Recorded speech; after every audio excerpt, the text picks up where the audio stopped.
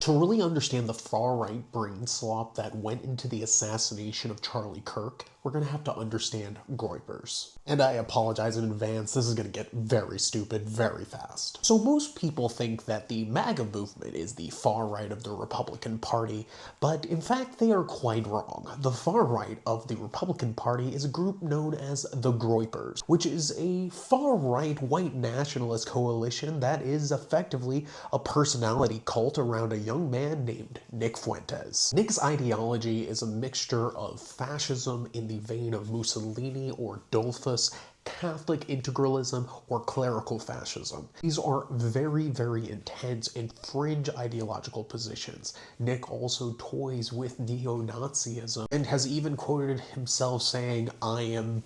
well, you know. Nick Fuentes' goal is to work within the system to push the Republican Party even further to the far right. For him, MAGA is liberalism. And for Nick Fuentes, his biggest rival was Charlie Kirk. There have been what are called Groper Wars, literally two separate Groper Wars. And you need to understand, when I'm saying that the Groypers are a cult, he even has Groyper generals organized in a paramilitary fashion. Because Charlie Kirk had a massive organization, even back in 2019 when the first Groper War starts, of 400 chapters at universities across the United States. This meant that Nick saw Charlie as the main person to be taking down so that he would be able to influence young people in the Republican Party more. And more importantly, he also understood he could use Charlie's events to push his own positions and also carve off people into his own movement. This included a tactic known as question and answer trolling, where he'd have his Groypers go up and line up one after another and ask increasingly extreme questions to Charlie Kirk to make him seem like a moderate in their eyes. And keep in mind, Charlie Kirk has some incredibly extreme views of his own, but you have to understand there are many different tendencies within the far right. And I need to stress that Nick's views are incredibly misogynistic and also incredibly anti-Semitic. This is one of the main reasons he was against Charlie Kirk, which is because Charlie Kirk was not anti-Israel. And Nick Fuentes' anti-Israel advocacy is something that he was able to carve into getting a lot more of a mainstream audience after October 7th. Because Nick Fuentes is smart enough to know that if he puts out a certain level of comms that is not overtly super far right,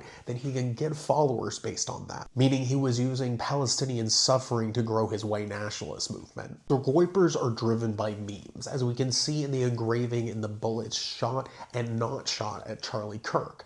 We see 4 different memes here, many of them from video games. For example, the one that was shot at Charlie Kirk references a meme that's against furries. A second engraving that's a reference to the very popular game Helldivers, which is actually a satire against fascism. A third that is a reference to a streamer that sings opera as he's playing first-person shooters and going after people. Or it could be related to one of 2 Spotify playlists for the Groper Wars, which both feature a remix version of Bella Ciao. The 4th is just a basic internet troll. If you read this, you're gay. Now, recently the Groypers have both declared war on Charlie Kirk last year and also more recently on Trump and MAGA as a general thing. So what we are seeing right here is right on right crime. And whether this guy is an actual Groyper or just adjacent to the movement, he's obviously evoking these memes for that purpose. We have to understand that far-right shooter after far-right shooter have used memes to present themselves to the other people in their movement across the internet. And Nick is not a pariah. He has his own think tank, he runs his own major conference. People in the Groper movement work in the White House and for Republican Congress people. This is something that is part of the far-right world and part of normal politics. And this is incredibly dangerous. It's not that long ago that people's careers ended if they were associated with Nick Fuentes. And now they are just walking along the halls. If you're a young right-winger, you know who Nick Fuentes is, either because you're a follower of his and you look up to him, or you're incredibly against him. You have to work around the reality that Nick Fuentes exists. Nick Fuentes and his Groper movement represent a much darker future, even more than you can ever imagine from the MAGA movement, which is quite extreme in its own extent. But this is a different vein that could possibly occur, and it is something that we have to all understand that is out there, and preying upon the insecurities of young men that Nick Fuentes is able to recruit across the internet. And this is a dangerous thing for everyone, everywhere. Now, all of this culminates in understanding one final thing. This is based around a theory called accelerationism.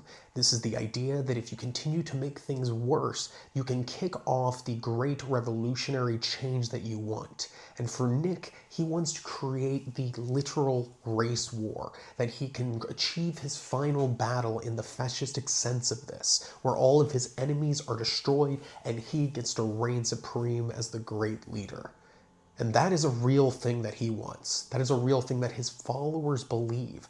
And they are willing to do anything for Nick to make that happen. Thank you for watching. Please do some engagement and give me a donation if you can.